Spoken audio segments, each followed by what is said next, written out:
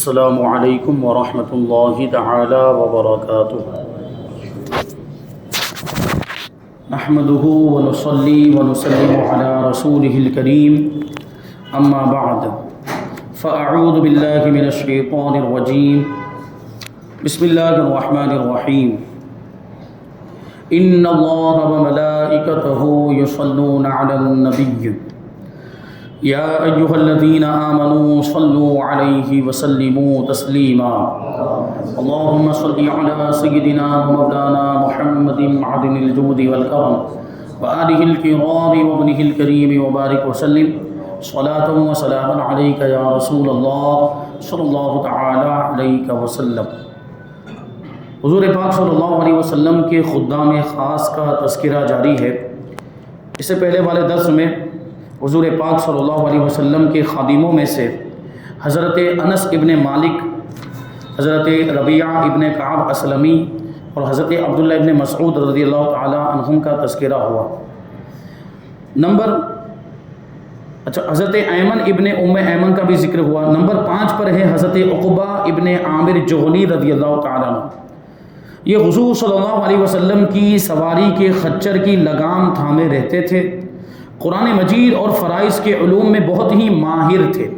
فرائض مطلب علم میراث، وراثت کا علم کہ کس کو کتنا حصہ ملے گا، اس علم میں حضرت عقبہ ابن عامر جوہنی بڑی مہارت رکھتے تھے اور اعلیٰ درجے کے فصیح خطیب، خطبہ دینے والے، تقریر و بیان کرنے والے اور شعلہ بیان شاعر تھے۔ حضرت امیر معاویہ رضی اللہ تعالیٰ عنہ نے اپنی حکومت کے دور میں ان کو مصر کا گورنر بنا دیا تھا۔ 58 ہجری میں مصر کے اندر ہی ان کا وصال ہوا۔ 6 نمبر پر حضرت اصلع بن شریک یا شریک رضی اللہ عنہ، یہ حضور اقدس صلی اللہ علیہ وسلم کے اونٹ پر کجاوا باندھنے کی خدمت انجام دیا کرتے تھے۔ کجاوا مطلب جو کسی بھی جانور پر سواری کی جاتی ہے تو اس پر بیٹھنے کے لیے جو رکھا جاتا ہے، وہ اونٹ کی پیٹی جس کو باندھا جاتا ہے اور اس پر بیٹھتے ہیں، تو یہ خدمت حضرت اصلع بن شریک انجام دیا کرتے تھے۔ 7ویں نمبر پر حضرت ابو ذر غفاری رضی اللہ تعالیٰ عنہ، یہ بہت ہی قدیم الاسلام صحابی، قدیم الاسلام یعنی ابتدائی دور میں جب اعلان نبوت حضور پاک صلی اللہ علیہ وسلم نے فرمایا اور ان کو جب پتہ چلا کہ حضور پاک صلی اللہ علیہ وسلم نے اعلان نبوت فرمایا ہے تو وہ دامن اسلام سے وابستہ ہو گئے۔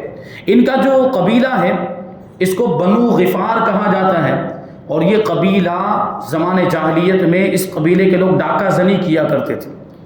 تو حضرت ابو ذر غفاری رضی اللہ تعالیٰ عنہ کو جب اسلام کے بارے میں پتہ چلا تو مکہ مکرمہ آئے اور حضور پاک صلی اللہ علیہ وسلم کے ہاتھ میں ہاتھ دے کر حضور کی بیعت کی اور کلمہ پڑھ کے مسلمان ہو گئے۔ انتہائی تارک الدنیا اور عابد و زاہد تھے، یعنی دنیا میں رہتے ہوئے دنیا سے بے رغبت، اور بالکل دنیا سے اور دنیا کی دولت سے، دنیا کے اسباب سے اور دنیا کے مال سے کوئی بھی مطلب نہیں تھا اور کوئی بھی لینا دینا نہیں تھا۔ بس 2 کام تھے حضرت ابو ذر غفاری رضی اللہ تعالیٰ عنہ کے، حضور پاک صلی اللہ علیہ وسلم کی خدمت کرنا اور جنگوں میں اور جہاد میں شریک ہونا۔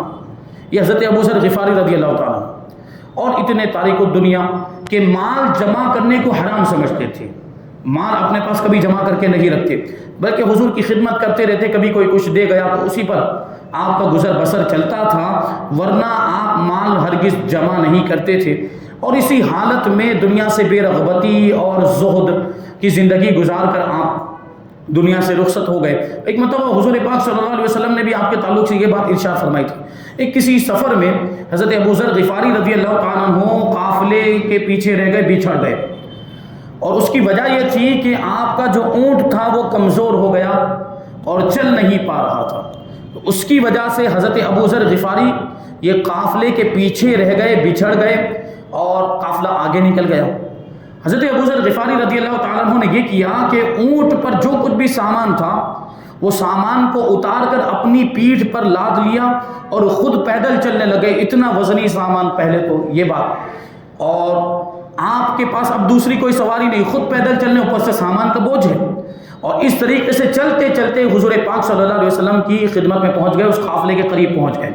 اور جب قریب پہنچے تو لوگوں نے دیکھ کر کہا کہ کون آ رہا ہے؟ تو اللہ کے رسول صلی اللہ علیہ وسلم نے ارشاد فرمایا کہ ابو ذر آ رہے ہیں، اور ابو ذر غفاری رضی اللہ تعالیٰ عنہ کے بارے میں حضور نے ارشاد فرمایا کہ یہ اکیلے ہی چلتے ہیں، اکیلے ہی سفر کرتے ہیں، اور یہ اکیلے ہی انتقال فرما جائیں گے اور اکیلے ہی قبر سے اٹھائے جائیں گے۔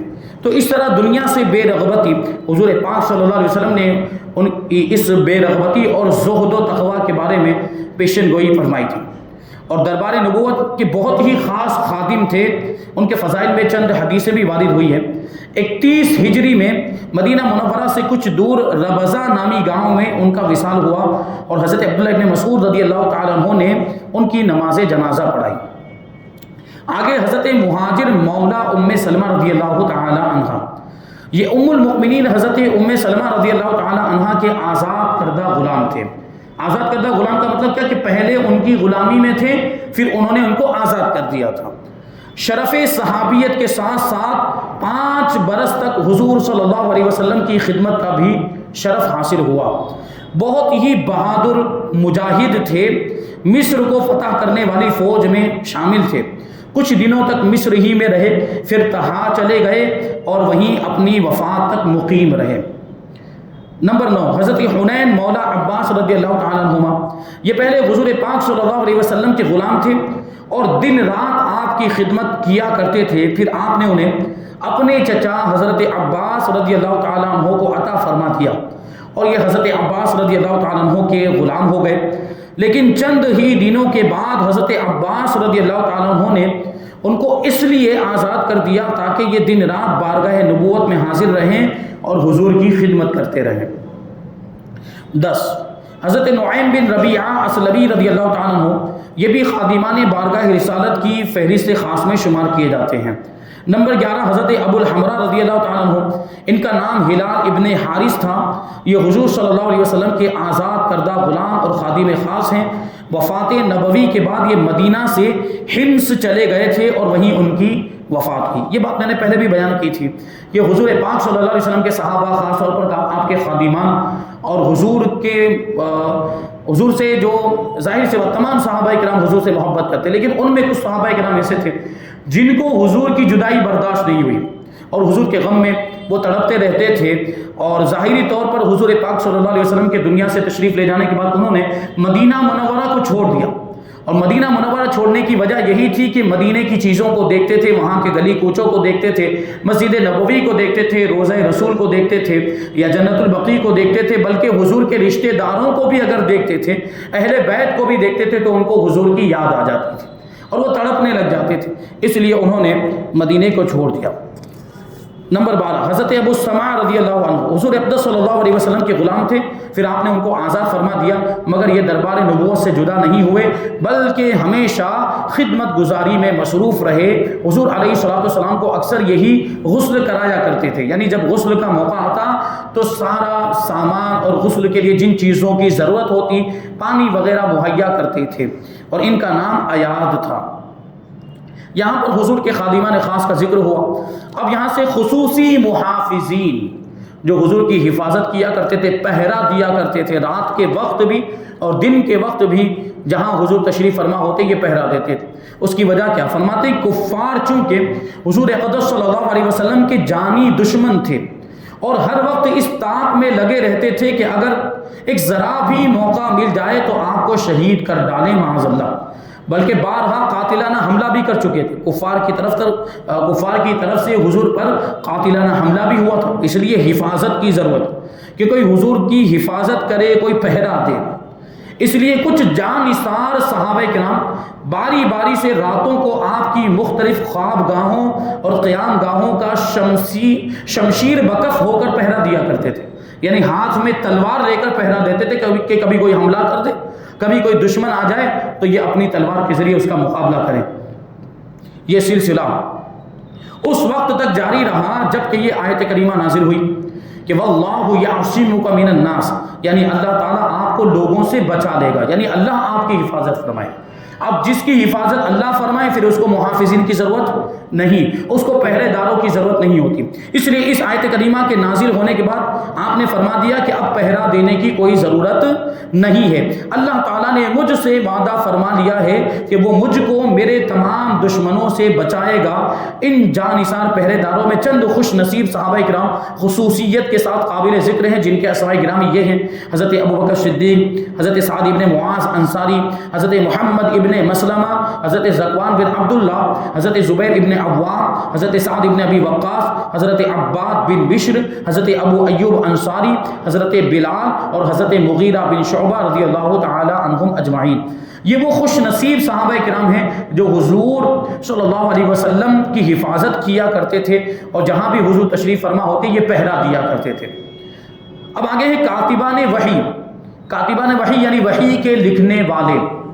جب قرآن کی آیتیں نازل ہوتی تھی تو کچھ مخصوص صحابہ کرام جو حضور کی بارگاہ میں موجود ہوتے، حضور پاک صلی اللہ علیہ وسلم ان کو بلاتے، یہ لکھنا جانتے تھے، کیونکہ دیکھیے اس زمانے میں لکھنے کا اتنا رواج نہیں تھا۔ میں نے پہلے بھی یہ باتیں عرض کی تھی کہ عرب کو اپنے حافظے پر، اپنی قوت یادداشت پر، اپنے میموری پاور پر بہت زیادہ بھروسہ تھا، بلکہ یوں کہہ لیں کہ وہ ناز کرتے تھے، فخر کرتے تھے اپنی ذہنی قوت پر، اپنی یادداشت پر، یعنی وہ کسی بھی چیز کو لکھ کر یاد رکھنے کو اپنے لیے کسر شان سمجھتے تھے، اور یوں سمجھتے تھے کہ یہ تو ہمارے لائق ہی نہیں ہے کہ ہم کسی چیز کو لکھ کر یاد رکھیں۔ جب ہم زبانی یاد رکھ سکتے ہیں، جب اس کو ہم ذہن میں محفوظ رکھ سکتے ہیں، تو اس کو لکھنے کی کیا ضرورت؟ اس لیے وہ اپنے بچوں کو لکھنا سکھاتے بھی نہیں تھے، اور بڑے بڑے قصیدے، سینکڑوں اشعار پر مشتمل قصیدے ان کو زبانی یاد ہوتے تھے اور وہ لکھتے نہیں تھے۔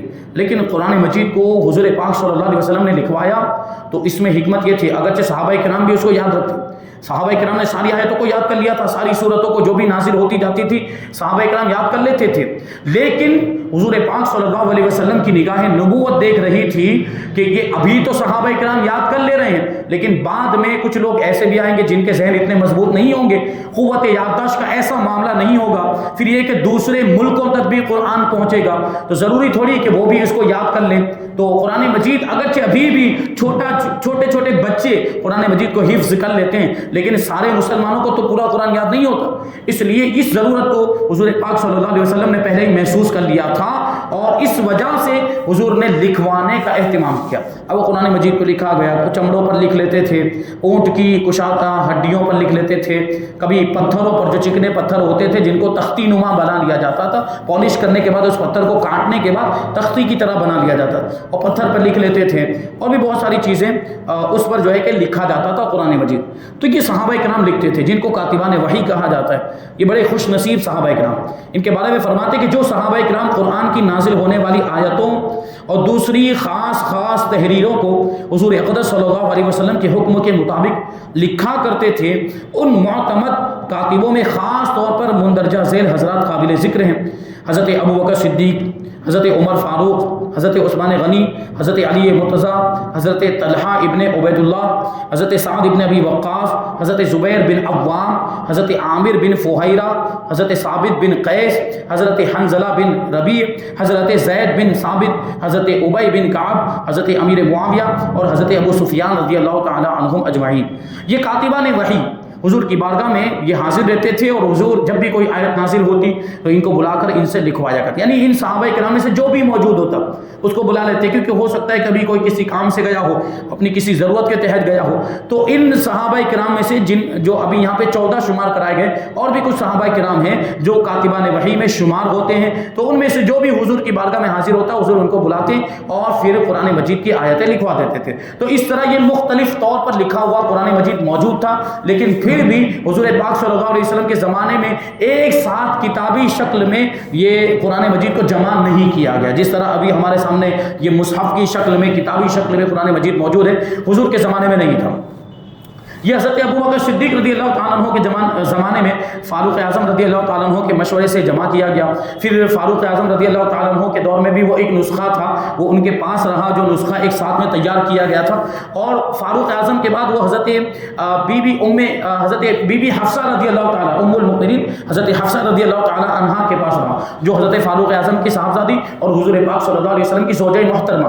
اور آخر کار حضرت عثمان غنی رضی اللہ تعالیٰ عنہ کے دور میں اس کا باقاعدہ اہتمام کیا گیا اور اس کو بڑے جو ہے کہ یوں سمجھے کہ بڑے پیمانے پر جمع کیا گیا اور اس کا جمع کرنے کے بعد اس کے مختلف نسخے تیار کیے گئے کیونکہ حضرت عثمان غنی کا جب دور خلافت آیا تو اس وقت تک اسلام دور دور تک پھیل چکا تھا. تو اس لیے اب ضرورت اس بات کی تھی کیونکہ ہر جگہ حفاظ قرآن کو نہیں بھیجا جا سکتا تھا اور یہ حفاظ کی کمی بھی تھی اس لیے قرآن کو لکھوایا گیا اور مختلف علاقوں میں وہ قرآن کے نسخے بھیجے گئے. یہ حضرت عثمان غنی کے زمانے میں اس کا خاص اہتمام کیا گیا اس لیے حضرت عثمان غنی کو جامع القرآن بھی کہا جاتا ہے. اب آگے دربار نبوت کے شعراء شاعر جو اشعار کی شکل میں اور شعر کی شاعری کی شکل میں حضور کی تعریف کرتے تھے. یوں تو بہت سے صحابہ کرام حضور اقدس صلی اللہ علیہ وسلم کی مدح و ثنا میں قصیدے لکھنے کی سعادت سے سرفراز ہوئے مگر دربار نبوی کے مخصوص شعراء کرام 3 ہیں جو خاص جن کو کہا جا سکے. وہ ان کی تعداد 3 ہے جو نعت گوئی کے ساتھ ساتھ کفار کے شاعرانہ حملوں کا اپنے قصائد کے ذریعے دندان شکن جواب بھی دیا کرتے تھے. یعنی حضور کی نعت بیان کرتے تھے حضور کی تعریف میں شعر لکھتے تھے. لیکن کبھی کبھی ایسا ہوتا تھا کہ معاذ اللہ کفار حضور کی برائی میں شعر لکھتے تھے قصیدے لکھتے تھے اس میں حضور کی برائی حالانکہ حضور کی وہ برائی ہوتی ہی نہیں تھی کیونکہ حضور میں تو کوئی کمی ہے ہی نہیں تو برائی کو کیسے بیان وہ اپنے گمان کے مطابق لکھتے تھے اور معاذ اللہ حضور کی مذمت کرتے. تو اللہ کے رسول صلی اللہ علیہ وسلم ان صحابہ کرام کو جو شعراء بارگاہ رسالت کہے جاتے ہیں ان کو بلاتے اور وہ قصیدہ ان کو بتانے کے بعد یا ان کو پہلے ہی سے معلومات ہوتی کہ یہ قصیدہ کفار کی طرف سے لکھا گیا. اللہ کے رسول صلی اللہ علیہ وسلم اس قصیدے کا اور وہ مذمت گستاخی والے اشعار کا جواب دینے کے تعلق سے حضور ان کو حکم دیتے. تو پھر یہ اپنے اعتبار سے کیونکہ یہ بھی تو شاعری میں ماہر تھے حضور پاک صلی اللہ علیہ وسلم کے اوصاف و کمالات اور حضور کی خوبیاں بیان کرتے اور کفار کے قصیدوں کا جواب دیا کرتے تھے. تو پہلے نمبر پر ہیں حضرت کعب ابن مالک انصاری سلمی رضی اللہ تعالیٰ عنہ جو جنگ تبوک میں شریک نہ ہونے کی وجہ سے معتوب ہوئے مگر پھر ان کی توبہ کی مقبولیت قرآن مجید میں نازل ہوئی. ان کا بیان ہے کہ ہم لوگوں سے حضور پاک صلی اللہ علیہ وسلم نے فرمایا کہ تم لوگ مشرکین کی حجب کرو یعنی مشرکین کی برائی بیان کرو کیونکہ مومن اپنی جان اور مال سے جہاد کرتا رہتا ہے اور تمہارے اشعار گویا کفار کے حق میں تیروں کی مار کے برابر ہے. حضرت علی رضی اللہ تعالیٰ عنہ کے دور خلافت میں یا حضرت امیر معاویہ رضی اللہ تعالیٰ عنہ کی سلطنت کے دور میں ان کی وفات ہوئی. دوسرے شاعر ہیں حضرت عبداللہ ابن رواحہ انصاری خزرجی رضی اللہ تعالیٰ عنہ. ان کے فضائل و مناقب میں چند احادیث بھی ہیں. حضور اقدس صلی اللہ علیہ وسلم نے ان کو سید الشعراء کا لقب عطا فرمایا تھا یعنی شاعروں کا سردار. یہ جنگ موتا میں شہادت سے سرفراز ہوئے.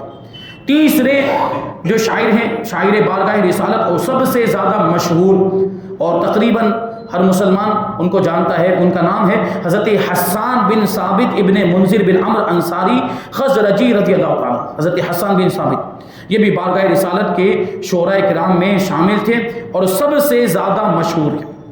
حضور پاک صلی اللہ علیہ وسلم نے ان کے حق میں یہ دعا فرمائی کہ اللہم ایدہ بروح القدس یعنی اے اللہ حضرت جبرائیل علیہ السلام کے ذریعے ان کی مدد فرما. اور یہ بھی ارشاد فرمائے کہ جب تک یہ میری طرف سے کفار مکہ کو اپنے اشعار کے ذریعے جواب دیتے رہتے ہیں اس وقت تک حضرت جبریل علیہ السلام ان کے ساتھ رہا کرتے ہیں. اور حضور پاک صلی اللہ علیہ وسلم نے ان کی زبان کے لیے بھی دعا فرمائی تھی. حضرت حسان بن ثابت رضی اللہ تعالیٰ عنہ کی زبان کے لیے بھی حضور نے دعا فرمائی. اور روایتوں میں آیا کہ آپ کی عمر 120 سال کی ہوئی لیکن حضرت حسان بن ثابت رضی اللہ تعالیٰ عنہ کا ایک بھی دانت ٹوٹا نہیں تھا. کیونکہ دیکھیے زبان سلامت ہو تو ظاہر سی بات اس سے بولا جا سکتا ہے لیکن صحیح تلفظ ادا کرنے کے لیے حروف کو صحیح طور پر ادا کرنے کے لیے دانتوں کی بہت ضرورت پڑتی ہے. اگر دانت ٹوٹ گئے جیسے بوڑھے لوگوں کو آپ دیکھیں جن کے دانت نہیں وہ بڑی شین یا ایسے بہت سارے دوسرے الفاظ ہیں وہ صحیح طور پر ادا نہیں کر پائیں گے. تو دیکھیں حضور نے ان کے لیے دعا کی، اور بارگاہ رسالت کے شاعر ہیں اور ان کا کام ہی یہ تھا حضور کی تعریف بیان کرنا اشعار کی شکل میں. تو آخری عمر تک اللہ تبارک و تعالیٰ نے آپ کی زبان کو بھی سلامت رکھا، آپ کے دانتوں کو بھی سلامت رکھا، تاکہ صحیح تلفظ کے ساتھ اور صحیح مخرج کے ساتھ پوری زندگی حضور کی تعریف بیان کرتے رہیں. یہ بارگاہ رسالت کے شاعر ہیں. تو اللہ نے ان کو یہ مرتبہ عطا فرمایا. 120 سال کی عمر پا کر 54 ہجری میں وفات پائی.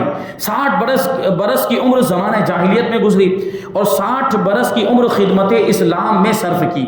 یہ ایک تاریخی لطیفہ ہے کہ ان کی اور ان کے والد ثابت اور ان کے دادا منذر اور ان کے پردادا حرام، ان سب کی عمریں 120 سال کی ہوئی. ان کے باپ کی بھی عمر، ان کے والد کی بھی عمر 120 سال کی ہوئی تھی، ان کے دادا کی بھی 120 سال کی عمر ہوئی، تو پردادا کی بھی عمر 1 سال. یہ اتفاق، یہ تاریخی لطیفہ اس کو کہا گیا ہے. تو یہاں پر حضور پاک صلی اللہ علیہ وسلم کی بارگاہ کے شعراء کا ذکر ہوا. اب آخر میں خصوصی مؤذنین، اذان دینے والے، مؤذن جس کو کہا جاتا ہے اسی کی جمع ہے، بہوچن ہے مؤذنین. حضور اقدس صلی اللہ علیہ وسلم کے خصوصی مؤذنوں کی تعداد 4 ہیں. پہلے نمبر پر حضرت بلال ابن رباح رضی اللہ تعالیٰ عنہ، جن کو حضرت بلال حبشی کہا جاتا ہے. دوسرے نمبر پر حضرت عبداللہ ابن ام مکتوم رضی اللہ تعالیٰ عنہ، یہ نابینا تھے. یہ دونوں مدینہ منورہ میں مسجد نبوی میں اذان دیا کرتے تھے. تیسرے نمبر پر حضرت سعد ابن عائد رضی اللہ تعالیٰ عنہ، جو سعد قرز کے لقب سے بھی مشہور ہیں. یہ مسجد قباء کے مؤذن، مدینہ منورہ کی پہلی مسجد. حضور پاک صلی اللہ علیہ وسلم تشریف لائے تو جہاں پہ قیام فرمایا تھا مسجد قباء، وہاں پہ آج یہ مسجد موجود ہے. تو اس مسجد کے مؤذن تھے حضرت سعد ابن عائد. اور چوتھے نمبر پر ہیں حضرت ابو محذورہ رضی اللہ تعالیٰ عنہ. یہ مکہ مکرمہ کی مسجد حرام میں اذان پڑھا کرتے تھے. اور ان کا واقعہ میں نے جمعہ میں سنایا تھا کہ ان کے یہاں پیشانی کے بال بہت بڑے تھے، زمین پر لگتے تھے. لوگوں نے کہا کہ یہ بال کٹواتے کیوں نہیں؟ تو حضرت ابو محذورہ رضی اللہ تعالیٰ عنہ نے جواب دیا تھا کہ یہ وہ بال ہیں کہ جن پر حضور پاک صلی اللہ علیہ وسلم نے ایک مرتبہ اپنا دست شفقت پھیرا تھا، تو ان بالوں کو اب میں ہرگز پوری زندگی نہیں کٹوا سکتا. دیکھیے حضرت ابو محذورہ رضی اللہ تعالیٰ عنہ. تو یہاں پر حضور پاک صلی اللہ علیہ وسلم کے مؤذنوں کا بیان بھی مکمل ہوا. اب یہاں سے 20واں باب حضور پاک صلی اللہ علیہ وسلم کی معجزات کے بارے میں ہے. انشاءاللہ وہ ساری چیزیں، معجزہ کسے کہتے ہیں، معجزات کی کتنی قسمیں ہیں، اور پھر حضور پاک صلی اللہ علیہ وسلم اور پہلے انبیاء کرام کے معجزات، انبیاء سابقین کے معجزات کے تعلق سے بھی کچھ ضروری باتیں انشاءاللہ آئندہ درس میں ہم شامل کریں گے. اللہ کی بارگاہ میں دعا ہے کہ جو کچھ بھی بیان ہوا اس پر ہم سب کو عمل کرنے کی توفیق عطا فرمائے. حضور پاک صلی اللہ علیہ وسلم کی سچی پکی محبت ہم سب کے دلوں میں پیدا فرمائے. وما علینا الا البلاغ.